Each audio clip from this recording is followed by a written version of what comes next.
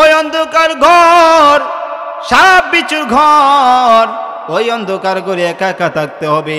আল্লাহ নবী বিশ্বনবী রাহমাতুল্লিল আলামিন বলেন, আমার উম্মত প্রত্যেকটি মানুষের কবর প্রতিদিন ডাকতে থাকে, আমি অন্ধকার ঘর, আমি সাপ বিচ্ছুর ঘর, আমি পোকামাকড়ের ঘর, আমি একা একই ঘর।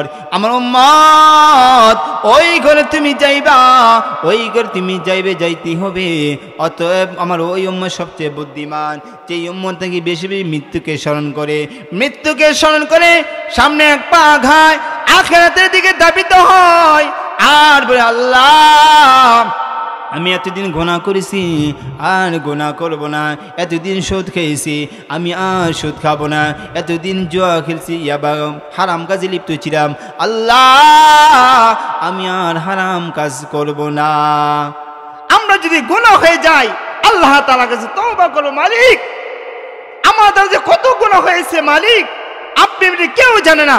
বলেন, আমাদের এমন কিছু গুনাহ আমাদের নিজেরা গোপনে প্রকাশ করেছি, এক আল্লাহ ছাড়া কেউ জানে না। আছে না ভাই? আল্লাহ ছাড়া কেউ জানে না। আইরে আজকে আপনি আমার গুনাহ খবর যদি আমার মা জানতো, বাবা জানতো, পাড়া প্রতিবেশী বন্ধু বান্ধব জানতো, আমাকে ঘৃণা করতো, আমাকে সম্মানটুকু দিতে না, ঠিক কি না? আল্লাহ তাআলা জানেন। এই জন্য আল্লাহ তাআলাকে বলবেন, সাথে সব সময় কেঁদে কেঁদে দোয়া করবেন, আল্লাহ আমি গুনাহ করেছি, মালিক আপনি আমাকে মাফ করে দেন। আপনি যদি আমাকে মাফ না করেন, আমাকে কে মাফ করে? মাওলা আপনার মতো রহমান তো কেউ নাই, আপনার মতো গফফার তো কেউ নাই। আল্লাহ তাআলার কাছে যদি আমরা সুন্দরভাবে মুনাজাত করে ইবাদত বন্দি করে আমরা কাঁদতে পারি, 2 ফোঁটা 4 ফোঁটা পানি ফেলিয়ে কাঁদতে পারি, আল্লাহ তাআলা রহমান, আল্লাহ তাআলা রহিম, আল্লাহ তাআলা গফুর, আল্লাহ তাআলা সাত্তার, আল্লাহ তাআলা রহমান, আল্লাহ তাআলা দয়াবান, তিনি মাফ করে দিবেন। সুবহানাল্লাহ। আল্লাহ তাআলা বলেন, আরে বান্দা বান্দিরা, তোমরা সাগর ফেনার সমতুল্য যদি তোমাদের গুনাহ হয়ে যায়, তোমার নো টেনশন, তোমরা চিন্তা করো না। আমি আল্লাহ তাআলার কাছে নত হয়ে বিনয় হয়ে আমি আল্লাহ তাআলার কাছে 2 ফোঁটা 4 ফোঁটা পানি ফেলে কাঁদবা, আমি আল্লাহ তাআলা তোমাদের জীবনের সমস্ত গুনাহ খাতাগুলো মাফ করে দিয়ে। বলি সুবহানাল্লাহ। বিসমিল্লাহির রহমানির রহিম। কুল্লু নাফসিন যায়িকাতুল মাউত।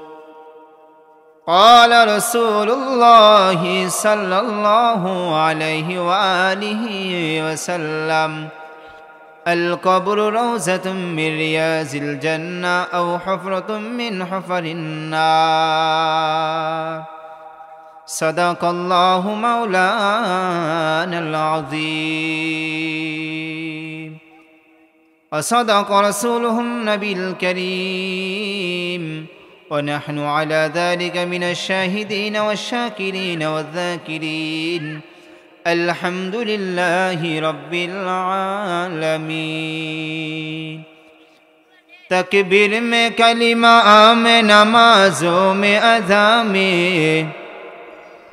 तकबीर में कलिमा में नमाजों में अज़ा में है नाम इलाही से मिला नाम मोहम्मद, है नाम इलाही से मिला नाम मोहम्मद।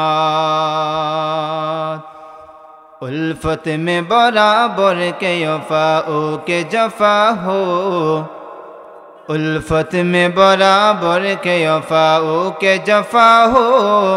हर चीज़ में लज्जत है अगर दिल में मज़ा हो, हर चीज़ में लज्जत है अगर दिल में मज़ा हो।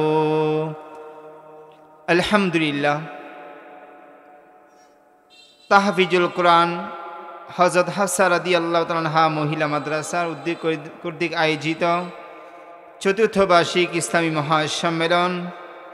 আজকের সম্মেলনের সভাপতি, প্রধান অতিথি, প্রধান বক্তা, বিশেষ বক্তাবৃন্দ এবং কাছের এবং দূরের দূরদূরান্ত আগত কোরআন প্রিয়, ইসলাম প্রিয়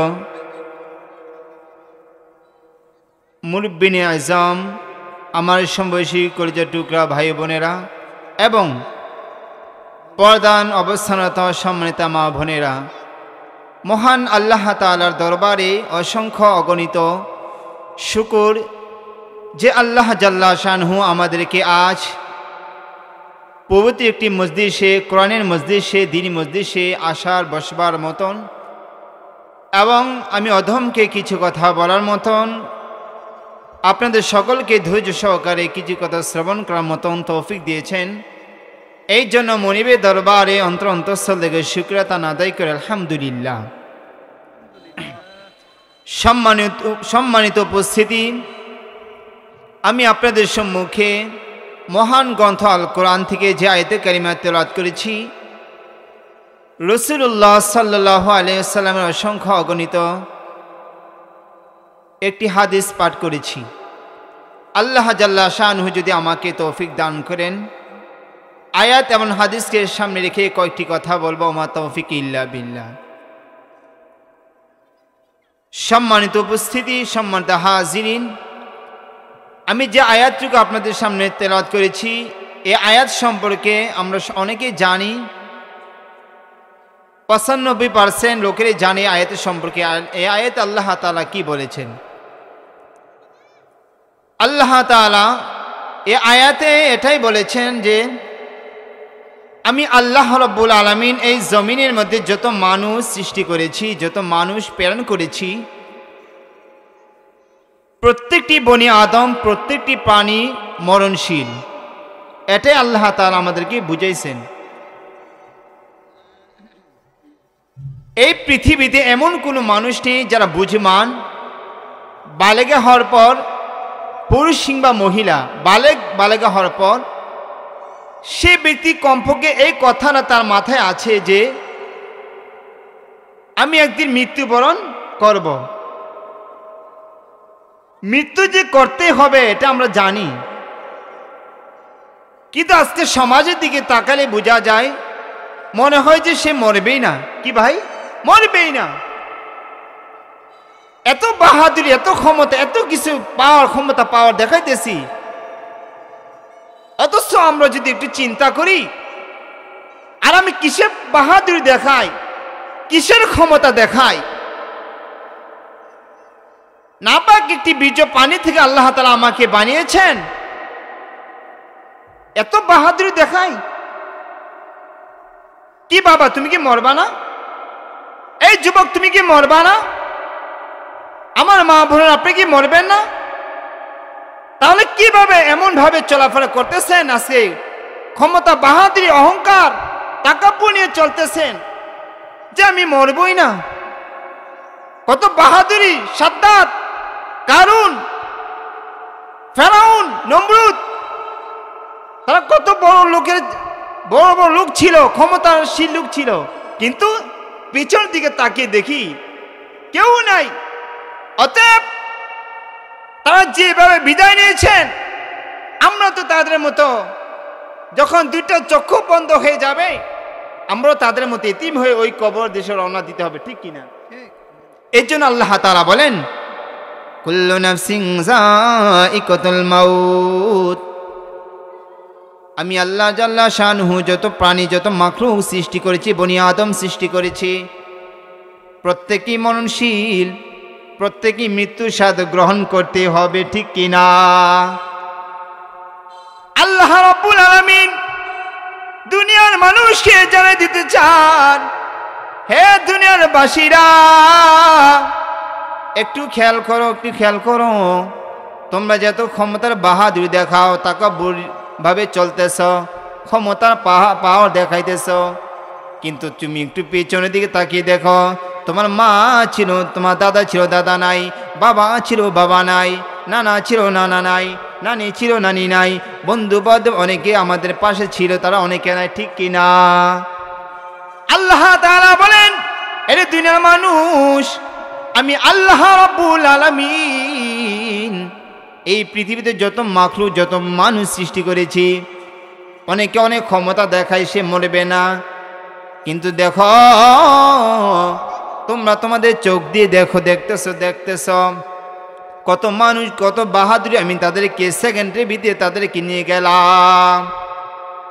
আজকে সে বাদশা, যখন সন্ধ্যা হয় আমি আল্লাহ তাআলা হুকুমে সে তাকে ফকির বানায় দিলাম। আছে কিনা? কত ক্ষমতা বাহাদুরি আমরা দেখলাম। তার কথায়, তার চোখের ইশারায়, হাতের ইশারায়, আঙ্গুলের ইশারায় দেশটা চলতো, কাঁপাইয়া দিত। সে বাহাদুরি দেখায়, কিন্তু আল্লাহ বলেন তুমি কিসের বাহাদুরি দেখাও? সেকেন্ডের ভিতরে আমি আল্লাহ তাআলা তোমাদেরকে ফকির বানিয়ে দিতে পারি। সেকেন্ডের ভিতরে আমি আল্লাহ তাআলা তোমাকে মিসকিন বানিয়ে দিতে পারি। সেকেন্ডের ভিতরে আমি আল্লাহ তাআলা তোমাকে দুনিয়া থেকে ওই কবরে নিয়ে যেতে পারি। আহা, একটু চিন্তা করলে দেখা যায়, আরে আমি আল্লাহ তাআলা আমাকে কিসের জন্য পাঠাইলেন? একটা তো মাকসাদ আছে। মাকসাদ আছে কিনা বলেন ভাই? একটা মাকসাদ, একটা উদ্দেশ্য আছে যে আল্লাহ আমাকে কেন পাঠাইলেন, কি করতেছি, কি নিয়ে যাওয়ার দরকার ছিল। একটু কি ভাবলাম? কখন তো একটু ভাবলাম না? আমরা যদি একটু চিন্তা করি আল্লাহ আমাকে কেন পাঠাইলেন, কোথায় ছিলাম, কোথায় আসলাম, কোথায় আবার চলে যেতে হবে। এই দুনিয়াটা থাকার জায়গা না, এই দুনিয়াটা থাকার জায়গা না।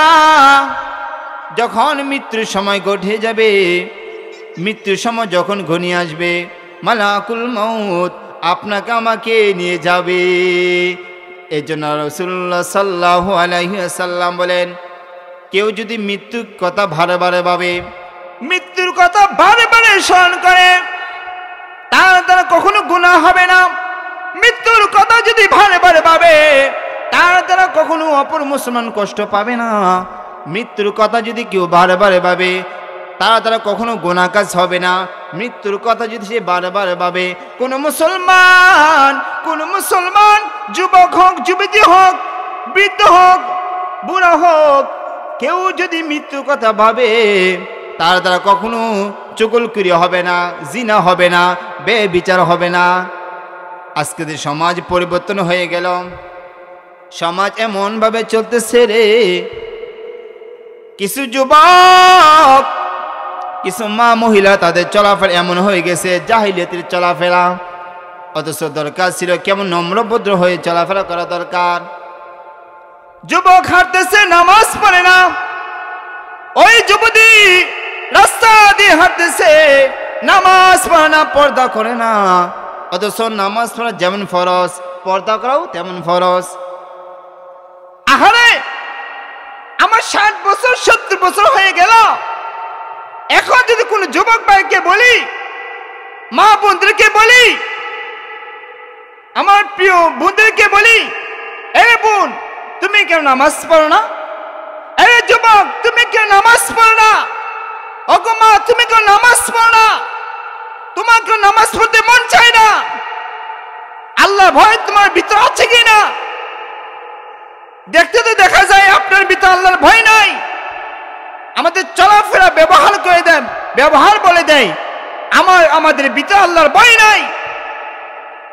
আল্লাহর ভয় যদি থাকতো, তাহলে আজকে 10 বছর 20 বছর হয়ে গেল, এখন তো আমি ফজর নামাজটা পড়ি না।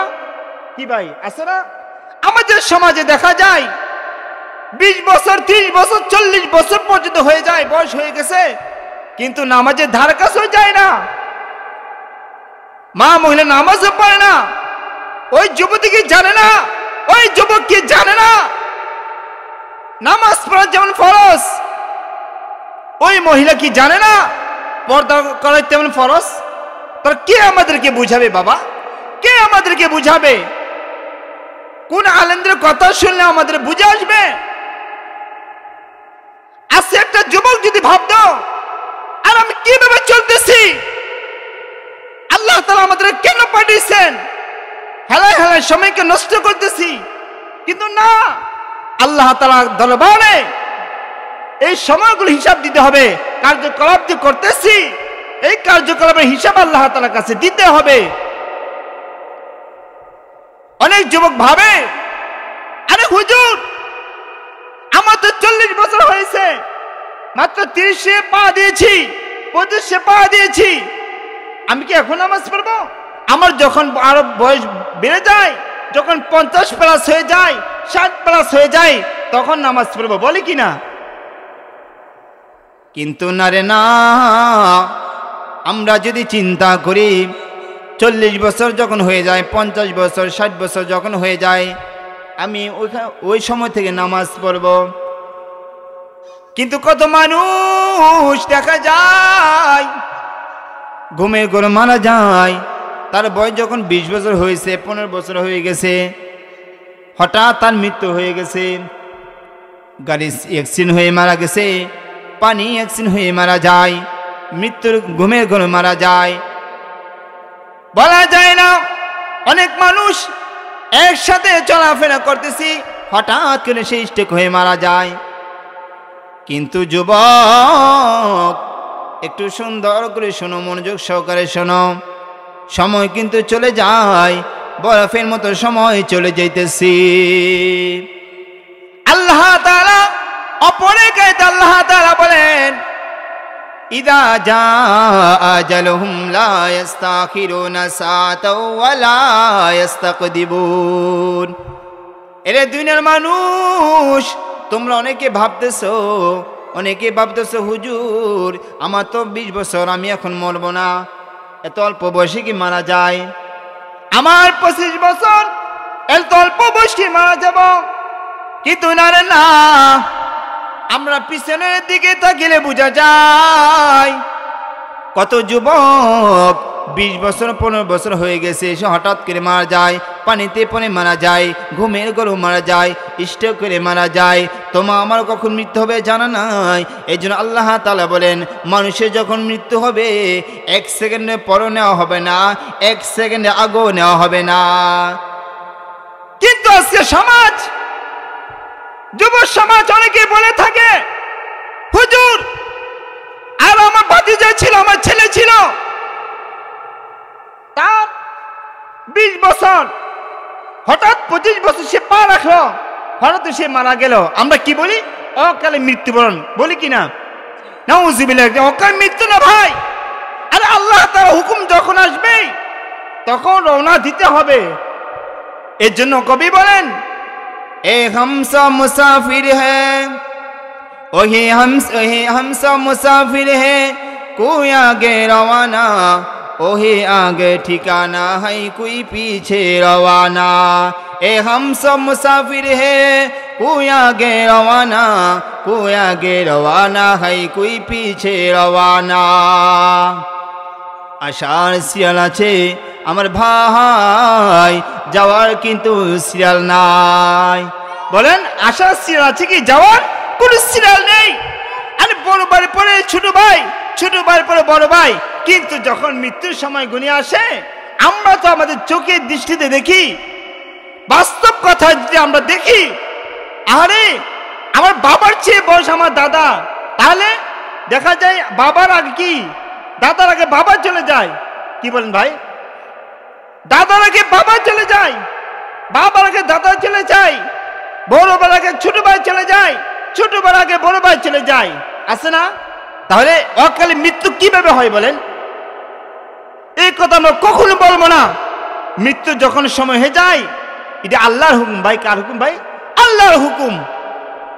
আল্লাহ তাআলা যখন মৃত্যুর আমাদের সময়টা যখন শেষ হয়ে যাবে, হায়াতের জিন্দেগি যখন শেষ হয়ে যাবে, আল্লাহ তাআলার কাছে যেতে হবে, ওই পারে পা দিতেই হবে। আরে ভাই, আপনি যেভাবে থাকেন না কেন, যে অট্টালিকায় বাড়ি গাড়ি করেন না কেন, আপনি যদি বঙ্গোপসাগরে, আটলান্টিক মহাসাগরে নিচ দিয়ে আপনি একবার সর্বোচ্চ নিচে গিয়ে আপনি 4 বিশিষ্ট দেয়ালের ভিতরে আপনি বাড়ি করেন, গাড়ি করেন, তারপরও মালাকুল মউত আপনার সাথে যোগাযোগ করবেই করবে। কুল ইন্নাল মাউতাল্লাযী তাফিরুনা মিনহু ফাইন্নাহু মুলাকীকুম। আল্লাহ তাআলা বলেন, এ আমার বান্দা বান্দিরা, তোমরা তো দেখতেছো যে বড় বড় বাদশাহ, অট্টালিকা মালিক ছিলেন, গাড়ি মালিক ছিলেন, বাড়ি মালিক ছিলেন, রাজা বাদশাহ সবাই তো এক এক বিদায় নিয়ে চলে গেল। আর আপনি আমি যদি চেষ্টা করি, আটলান্টিক মহাসাগরের ভিতরে যদি আমরা 4 দেয়াল বিশিষ্ট বাড়ি বাঁধাই, যেখানে একটা মশা যেতে পারবে না সেখানে গিয়েও আপনি খেয়াল করবেন, সেখানে গিয়েও মালাকুল মউত আপনার সাথে যোগাযোগ করবে, ঠিক কিনা? তাহলে নবী সাল্লাল্লাহু আলাইহি ওয়াসাল্লাম বলেন, আমার উম্মত তোমরা তো মৃত্যুবরণ করতেই হবে, করবাই করবা, কিন্তু আমার ওই সমস্ত উম্মতগণ সবচেয়ে উত্তম উম্মত, সবচেয়ে জ্ঞানী উম্মত, বুদ্ধিমান উম্মত, যে উম্মতগণ কি সবসময় বেশি বেশি মৃত্যুর কথা স্মরণ করে, মৃত্যুর কথা স্মরণ করে। আমরা যদি মৃত্যুর কথা স্মরণ করি তাহলে আমাদের অনেক লাভ। কেমন লাভ? আমি যখন একটা গুনার কাজ করব তখন মাথার মধ্যে একটা খেয়াল রাখতে হবে, আরে আল্লাহ তাআলা আমাকে দেখতেছেন, আল্লাহ তাআলা আমাকে দেখতেছেন। আমি যখন একটা মিথ্যা কথা বলবো তখন যে বুদ্ধিমান সে বলবে, ভাই আমি কিভাবে মিথ্যা কথা বলি, কেউ না দেখে, বাবা মা কেউ দেখে না, কিন্তু দেখে কে? আল্লাহ। আর আমি যখন সুদ খাই কেউ দেখে না, বাবা দেখে না, মা দেখে না, বন্ধু বান্ধব কে দেখে না, কিন্তু যার সাথে লেনদেন করবে সে আর আপনি দেখেন, কিন্তু ভাবতে হবে আল্লাহ দেখতেছেন। কে বা দেখতেছেন? ভাই আল্লাহ দেখতেছেন। আমরা যখন কোনো কাজ করি, বুদ্ধিমান মানুষ সেভাবে দুনিয়া কেউ যদি না দেখে, কিন্তু আমার এক আল্লাহ দেখতেছেন। সুবহানাল্লাহ। আমার মালিক যখন মাগরিবের আজান হয়ে যায়, পুরা দুনিয়াটা অন্ধকার হয়ে যায়, ওই অন্ধকার ঘরে অথবা এমন এক স্থানে আপনি গেলেন যে স্থানে কেউ দেখে না, কেউ দেখে না, একটা মশামাছি কোনো কেউ দেখে না, কিন্তু ভাবতে হবে আমার যে আল্লাহ আমাকে সৃষ্টি করেছেন সে আল্লাহ কিন্তু আমাকে দেখতেছেন, ঠিক কিনা?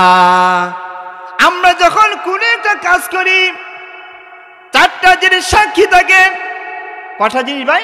চারটা জিনিস সাক্ষী থাকে। এক নাম্বার হলো আল্লাহ তাআলা দেখেন। এক নাম্বার কে দেখেন? আল্লাহ তাআলা দেখেন। আরে মালিককে অনেক ভাই দেখা যায় যে যে দোকানে সে কর্মচারী হয়ে থাকে, সেই দোকানে মালিক যখন চলে যায়, বিশ্রাম নিতে বাড়িতে চলে যায়, ওই লোকগুলি যারা কর্মচারী থাকে তারা একটু কি করে? দুই নাম্বারি করে। আসে না ভাই? দুই নাম্বারি করে। হাই রে বোকা, তুমি কিভাবে দুই নাম্বার করলা? তুমি মালিককে ধোঁকা দাও নাই। আরে তুমি মালিককে ধোঁকা দাও নাই, তুমি নিজের কপালকে ধোঁকা দিয়েছ, নিজের কপালকে ধোঁকা দিয়েছ।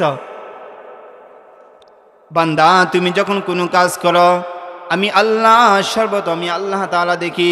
দুই নাম্বার যখন তুমি কাজ করো, আমি আল্লাহ তাআলা প্রত্যেকটি মানুষের দুই কাঁধে দুইজন ফেরেশতা নিযুক্ত করি। সুবহানাল্লাহ। যে ফেরেশতাদের নাম হলো কিরামান কাতিবিন। তিন নাম্বার যে স্থানে যে জমিনের উপর আপনি খারাপ কাজ করতেছেন, ভালো কাজ করেন কিংবা খারাপ কাজ করেন, এই জমিন আপনার সাক্ষী হয়ে যায়। চার নাম্বার এই অঙ্গ প্রত্যঙ্গ সাক্ষী হয়ে যায়। তাহলে চারটা জিনিস আমাদের সাক্ষী হয়ে যায়। তাহলে আমরা যখন নেক কাজ করি অথবা বদ কাজ করি কেউ ফাঁকি দিতে পারবে না। এক নাম্বার আল্লাহ তাআলা দেখেন, দুই নাম্বার দুজন ফেরেশতা দেখেন, তিন নাম্বার যে জমিন দেখেন, চার নাম্বার অঙ্গ প্রত্যঙ্গ সাক্ষী থাকেন। কাল হাসরের ময়দানে আল্লাহ তাআলা আমাদেরকে যখন ডাকবেন, আমার বান্দা বান্দিরা তোমাকে আমি আল্লাহ তাআলা শক্তি দিলাম, দান করার মতো শক্তি দিলাম, ইবাদত করার মতো শক্তি দিলাম, তারপর তুমি শক্তি থাকা অবস্থাও তুমি করো নাই। কেমনে করো নাই? তুমি কি চিন্তা করো নাই যে আমি আল্লাহ তাআলার কাছে আসতে হবে? ইমাম সাহেব যখন তোমাকে সুদের বিরুদ্ধে কথা বলল, তুমি উল্টে গিয়ে ইমাম সাহেব বিরুদ্ধে লেগে গেলা। ইমাম সাহেব যখন তোমাকে হারাম কাজে বাধা দিতে লাগলো, হক কথা বলল, তখন তুমি ইমামের পিছনে তুমি লেগে গেলা, আলেমের পিছনে লেগে গেলা। আছে কিনা ভাই? যখন আমাদের হক কথা বলে, সুদের বিরুদ্ধে যখন বলে, ইমাম সাহেবের উপরে কথা বলে, ইমাম সাহেব আপনি টার্গেট করে আমাকে বলেছেন, কিন্তু এটা কি বাস্তব? কিন্তু না, ইমাম সাহেব যখন কোনো একটা কথা বলে, ইমাম সাহেব চিন্তা করে আমি কথা বলতেছি একটা উদ্দেশ্য, উম্মতকে জাহান্নাম থেকে বাঁচিয়ে জান্নাতে নেওয়ার জন্য। সুবহানাল্লাহ। কিন্তু যে সুদখোর, ঘুষখোর, গাঁজাখোর, বাবাখোর, ইয়াবাখোর, তাদের শরীরে লেগে যায়। হাই হাই হাই, ইমাম সাহেব কিভাবে জানলো আমি সুদ খাই? ইমাম সাহেব কিভাবে জানলো আমি ঘুষ খাই? ইমাম সাহেব কিভাবে জানলো আমি যে সুদের টাকা লাগাই, আমি যে হারাম খাই? তুমি জানো না আল্লাহ তাআলা কোন এক মাধ্যমে আল্লাহ তাআলা ইমামের মেধার মধ্যে আল্লাহ তাআলা ঢালিয়ে দিয়েছেন। আরে ভাই, তুমি সুদ খাও, ঘুষ খাও, ইয়াবা খাও, বাবা খাও, যত হারাম কাজ করো, আল্লাহ তাআলা দেখেন কাল হাসরের ময়দানে আল্লাহ তাআলা বলবেন, আমার বান্দা বান্দিরা, তোমাকে আমি শক্তি দিলাম নেক কাজ করার জন্য, শক্তি তুমি করো নাই, তুমি বদ কাজ করেছো। আল্লাহ তাআলার কাছে জবাব দিব আমরা, আল্লাহ আমি নামাজ পড়েছি, আল্লাহ তাআলা বলে তুমি মিথ্যা কথা বলেছো। কি মিথ্যা কথা বলেছো? আমাদের কাছে যখন কোনো একটা কাজ করা হয়, সে যদি অস্বীকার করতে থাকে, তারপর আমরা তাকে বিশ্বাস করার জন্য মোবাইলে রেকর্ডিং দেখাই কিনা, এই দেখো ভাই, দেখো করতেছে, এভাবে দেখাই কিনা, ভিডিও ভাবে দেখাই, তারপর সে বিশ্বাস করে, হ্যাঁ ঠিকই তো, আমি মিথ্যারা অন্তর রাখার দরকার ছিল, অন্তর মনে গোপন রাখতে ছিলাম, কিন্তু রাখতে পাই নাই। আল্লাহ তাআলা দেখি ফেলেছেন। আল্লাহ তাআলার সামনে আমরা মিথ্যা কথা বলতে থাকবো। কি বলেন ভাই? মিথ্যা কথা বলতে থাকবো। আল্লাহ তাআলা বলবেন, বান্দা তুমি সুদ খাইছো, ঘুষ খাইছো, আজীবন ভরে খাইছো কিনা? তখন মিথ্যা কথা বলতে থাকবো, না আল্লাহ খাই নাই। আমরা প্রত্যেকটি কথা কদমে কদমে মালিকের কাছে মিথ্যা বলতে থাকবো। আল্লাহ তাআলা বলবেন, এই জমিন সাক্ষী দাও। আল্লাহ তাআলা প্রত্যেকটি অঙ্গ প্রত্যঙ্গ আল্লাহ তাআলার কাছে আপনার আমার বিরুদ্ধে সাক্ষী দিয়ে থাকবে। আহা, আমি যদি মিথ্যা বলি, আমি যদি সুদ খাই, আমি যদি ঘুষ খাই, আমি যদি ইয়াবা খাই, হারাম কাজ লিপ্ত থাকি, আরে বাঁচতে পারবো না। আল্লাহ তাআলার কাছে সাক্ষী দিতে হবে। আল্লাহ তাআলা সাক্ষী নেবেন কদমে। এই চক্ষু আল্লাহ তাআলার কাছে সাক্ষী দিবেন। আল্লাহ আমাদের সকলকে প্রত্যেকটি অঙ্গ প্রত্যঙ্গ গুনাহ থেকে বাঁচার তৌফিক দান করেন। সবাই বলি আল্লাহুম্মা আমিন। এই দুনিয়া ছেড়ে যেতে হবে, ওই কবরে কেউ থাকতে পারবে না এই দুনিয়ার ভিতরে। এই দুনিয়া নকল ঘর, কবর যে তোর আসল ঘর। ঠিক কিনা? এই দুনিয়ার নকল ঘর, কবর যে তোর আসল ঘর। কেমনে সে ঠাই থাকবি পরে শুধুই মাটির বিছানা, কেমনে সে ঠাই থাকবি পরে শুধুই মাটির বিছানা। চিন্তা করে দেখো না কবরে কি যাইবা না, চিন্তা করে দেখো না কবরে কি যাইবা না। অবশেষে ঠিকানা কবর আসল ঠিকানা। ঠিক কিনা? ওই অন্ধকার ঘর, সাপ বিচুর ঘর, ওই অন্ধকার করে একা একা থাকতে হবে। আল্লাহ নবী বিশ্বনবী রাহমাতুল লিল আলামিন বলেন, আমার উম্মত প্রত্যেকটি মানুষের কবর প্রতিদিন ডাকতে থাকে, আমি অন্ধকার ঘর, আমি সাপ বিচ্ছুর ঘর, আমি পোকামাকড়ের ঘর, আমি একাকী ঘর। আমার উম্মত ওই ঘরে তুমি যাইবা, ওই ঘরে তুমি যাইতে হবে। অতএব আমার ওই উম্মত সবচেয়ে বুদ্ধিমান, যেই উম্মত নাকি বেশি বেশি মৃত্যুকে স্মরণ করে সামনে এক পা আঘায় আখিরাতের দিকে ধাবিত হয়, আর বলে আল্লাহ আমি এতদিন গুনাহ করেছি, আর গুনাহ করব না। এতদিন সুদ খেয়েছি, আমি আর সুদ খাবো না। এতদিন জুয়া খেলছি, হারাম কাজে লিপ্ত ছিলাম, আল্লাহ আমি আর হারাম কাজ করব না। আমরা যদি গুনাহ হয়ে যাই, আল্লাহ তাআলার কাছে তওবা করব, মালিক আমাদের যে কত গুনাহ হয়েছে মালিক আপনি কেউ জানে না। বলেন, আমাদের এমন কিছু গুনাহ আমাদের নিজেরা গোপনে প্রকাশ করেছি, এক আল্লাহ ছাড়া কেউ জানে না। আছে না ভাই? আল্লাহ ছাড়া কেউ জানে না। আইরে আজকে আপনি আমার গুনাহ খবর যদি আমার মা জানতো, বাবা জানতো, পাড়া প্রতিবেশী বন্ধু বান্ধব জানতো, আমাকে ঘৃণা করতো, আমাকে সম্মানটুকু দিতে না। ঠিক কিনা? আল্লাহ তাআলা জানেন।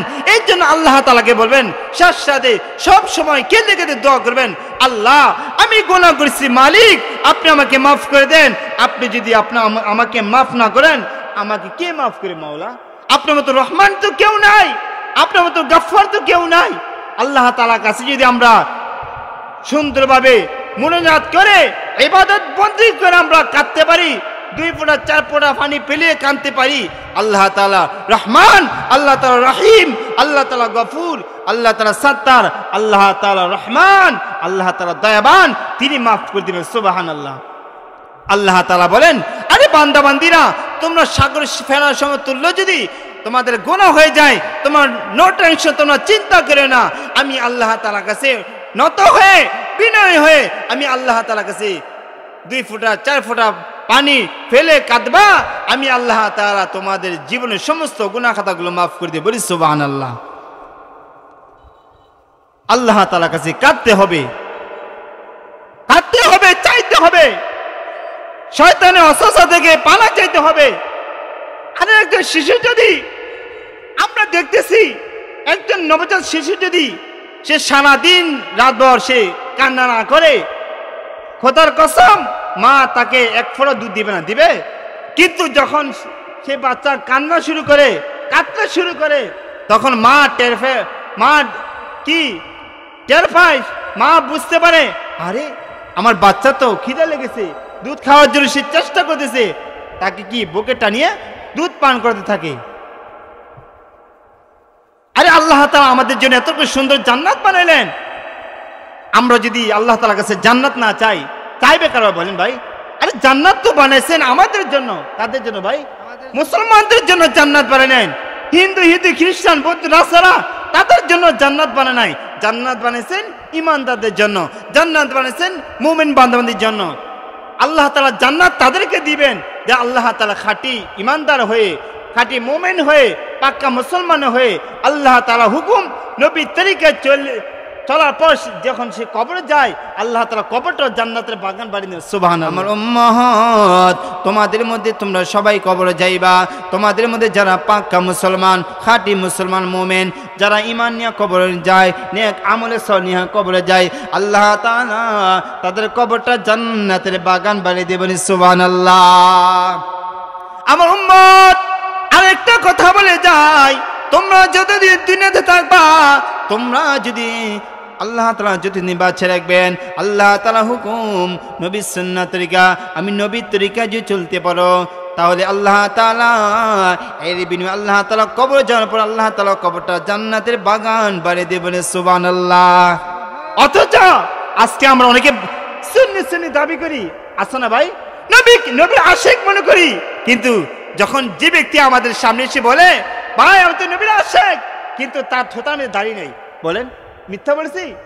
তার থোতার মধ্যে দাড়ি নাই, আর আমি সুন্নি করি, নবীর আশিক মনে করি, আমি নবীকে ধোঁকা দিতেছি, ধোঁকা ধোঁকা ধোঁকা। অথচ দিন থেকে রাত ধরে আমার মাঝে কোনো সুন্নত নেই। আল্লাহ যেন যে কথাগুলো বলেছি, আল্লাহ যেন সর্বপ্রথম আমাকে এবং আপনাদের সকলকে মেনে বুঝে শুনে ইখলাস নিয়ে আমল করা তৌফিক দান করেন। সবাবুল আল্লাহুম্মা আমিন। আল্লাহ যেন এই দুনিয়াতে যতদিন বাঁচিয়ে রাখবেন, নেক আমল নিয়ে যেন কবরের সামানপত্র নিয়ে যেন ওই কবরে যেতে পারি, সেই তৌফিক দান করেন। সবাবুল আল্লাহুম্মা আমিন। ওয়া আখিরি দাওয়ানা আনিল হামদুলিল্লাহি রাব্বিল আলামিন। আসসালামু আলাইকুম ওয়া রাহমাতুল্লাহি ওয়া বারাকাতুহু।